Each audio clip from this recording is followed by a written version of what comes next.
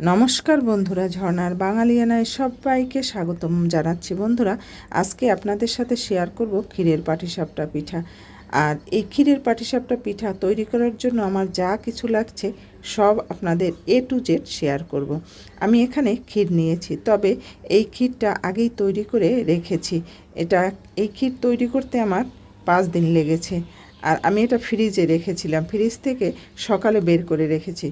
এবার আমি গোলাটা তৈরি করব। বন্ধুরা, আমার যত পুরনো বন্ধু আছে তাদেরকে অসংখ্য ধন্যবাদ আমার সাথে পথ চলার জন্য।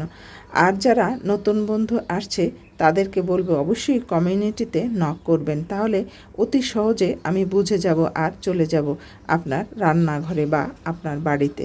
বন্ধুরা, আমি এখানে 3 কাপ ময়দা দিয়েছি আর 3 কাপ চালের গুঁড়া নিচ্ছি। এই 3 কাপ চাল আর 3 কাপ ময়দা দিয়েই আমি এই পিঠা তৈরি করব। আর বাকিগুলো আমি একে একে আপনাদের সাথে শেয়ার করছি। আসলে এভাবে করে আপনি পাটিসাপটা পিঠা তৈরি করে খেয়ে দেখবেন, ভুলতে পারবেন না। আমি পিঠাটা একটু লাল লাল করার জন্য লাল চিনি ব্যবহার করছি। আর আপনারা যদি সেটা না চান তাহলে অ্যাভয়েড করতে পারেন, সাদা চিনি দিয়েও করতে পারেন। এবার দিয়ে দিলাম গুঁড়া দুধ। আমার এখানে 200 গ্রাম গুঁড়া দুধ আছে, আমি প্রায় 2.5 কাপ হয়েছে আর অল্প একটু রেখে দিয়েছি। এবার দিয়ে দিলাম লবণ আর দিয়ে দিলাম জল। বন্ধুরা, আস্তে আস্তে জলটা ব্যবহার করবেন, একবারে দিতে যাবেন না। আমি শুরুতে জল কতটুক দিলাম তা আপনাদের দেখিয়ে দিচ্ছি। আসলে 3 কাপ জল দিয়ে আমি শুরু করলাম এটা মাখানো। আর আস্তে আস্তে করে মাখালে কি হয়, জল বেশি হওয়ার সম্ভাবনা কম থাকে আর একবারে দিতে গেলে বেশি হয়ে যায়।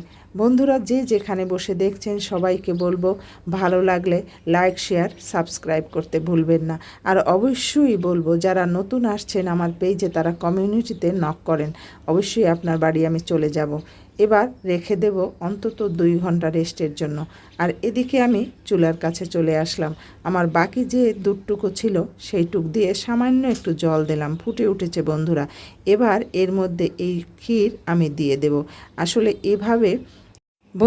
এভাবে যদি ক্ষীর তৈরি করে রাখা যায় তাহলে কিন্তু যখন খুশি তখনই পিঠা তৈরি করে খাওয়া যায়। কারণ ক্ষীর তৈরি করতে অনেক সময় লাগে, খুব তাড়াতাড়ি ক্ষীর তৈরি করলে সেই ক্ষীর কিন্তু খেতে ভালো লাগে না, সেই ক্ষীরের স্বাদও ততটা ভালো আসে না। দেখেন, আমি সামান্য একটু দুধ দিয়ে আমি জাল দিয়ে নিয়েছি। আর বন্ধুরা, আমি এই ক্ষীর যখন তৈরি করেছি তখন এর মধ্যে চিনি দিয়েছি, তাই আর এবারে যখন বানাচ্ছি তখন আর চিনিটা দিলাম না।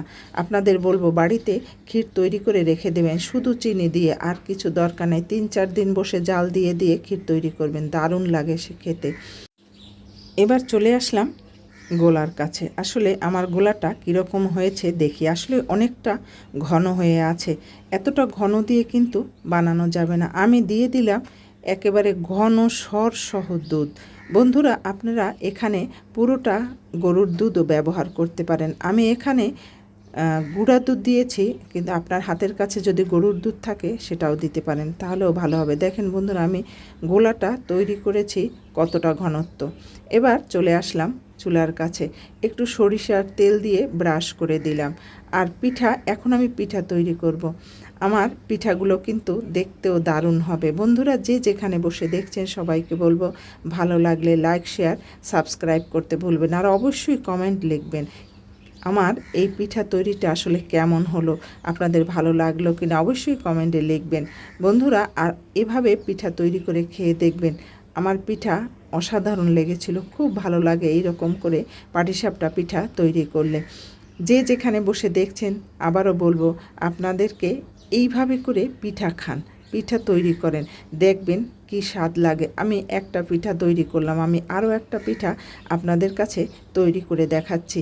আসলে এই পাটিসাপটা পিঠা এখন আর বানানো খুব একটা কঠিন হবে না। আমি শুধুমাত্র চুলোতে দেব আর ক্ষীরটা দেব। আর ক্ষীর দেওয়ার জন্য আপনি কি করবেন, চামচ দিয়ে তুলে হাত দিয়ে একটু লম্বা করে দেবেন, তাহলে পিঠার এদিক থেকে এ মাথা থেকে ও মাথা পুরো ক্ষীরটা পেয়ে যাবে। আর অল্প মাঝখানে দিলে কিন্তু ভালো লাগবে না খাওয়ার সময়।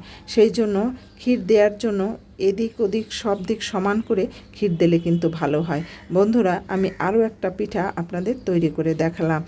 বন্ধুরা, আমার এই পিঠায় যা যা দিয়েছি আমি পুরোটা ডেসক্রিপশনে লিখে দিচ্ছি, আপনারা প্রয়োজন পড়লে দেখে নিতে পারবেন। তাহলে আপনার অতি সহজ হবে পিঠা তৈরি করাটা।